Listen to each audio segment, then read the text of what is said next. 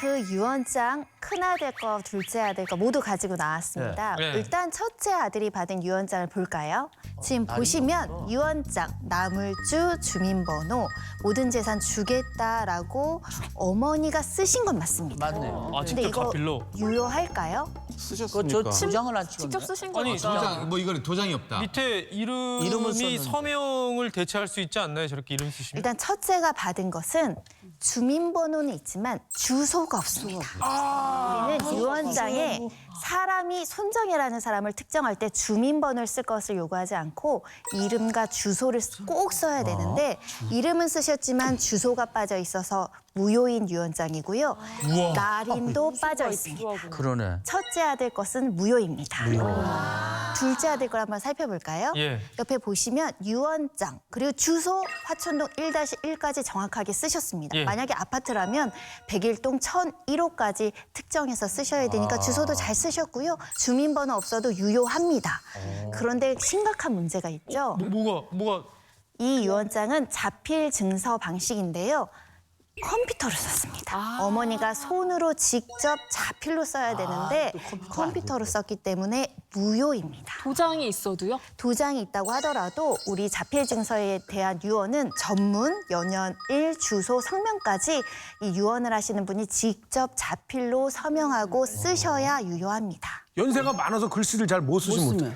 그럼 다른 방식, 예를 들면 뭐 녹음이라든가 아하. 공정증서에 대한 유언을 작성을 해야 되는데 자필 증서는 그야말로 손으로 쓰는 유언을 말하기 때문에 첫째 아들, 둘째 아들 다 유효하지 않습니다. 자, 그러면 이제 마지막에 나타난 예. 그 선한의 씨, 수양딸, 그분의 유언장은 왜 법적 효력이 있을까요? 그래서 선한혜 씨가 제출한 유언장도 준비해 봤는데요. 지금 유언장을 보시면 왜 자필로 쓰냐고 하면 남이 대필하거나 컴퓨터로 쓰면 직접 그 사람이 썼다라고 보기 어렵기 때문입니다. 그리고 우리 법에서는 연, 월, 일을 쓰라고 하잖아요. 판례 중에는 2002년 10월까지는 썼는데 일자를 빼뜨린 사건도 있었습니다. 그래도 무효라고 하거든요. 일자까지 쓰라는 것은 어떤 유언이 먼저인지를 가려야 되는데 그러다 보니까 연, 월, 일까지 명확하게 쓰라는 것이고요. 그리고 이제 주소는 그 사람이 누구인지 인적 동일성을 확인하는 겁니다. 손정혜라고 하더라도 부산에 있는 손정혜가 있고 서울에 있는 손정혜가 있듯이 주소로서 그 사람이 누구인지를 특정하게 되어 있기 때문인데요. 그리고 당연히 제 이름을 써야 되고 옆에 날인을 해야 됩니다. 날인은 보통 인감도장만 유효한 거 아니야 이렇게 생각하실 수 있는데 그렇진 않고요. 막도장이든 보통 이게 지장이라고 하잖아요. 무인도 유효합니다. 그래서 그 모든 요건이 갖춰진 유언이야말로 유효하다라고 평가받는데 이 사건에서는 이 선한혜 씨가 이 모든 요건을 갖췄다면 유효한 유언장을 받은 겁니다. 만약에요, 어머니한테 둘 다 각각 유언장을 받았어.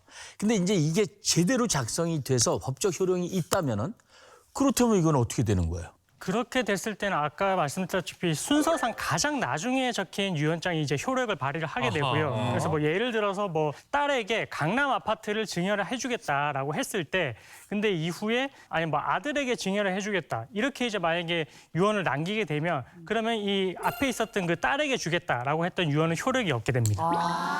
그러니까 이게 어떻게 보면 자식 입장으로만 보자면 네.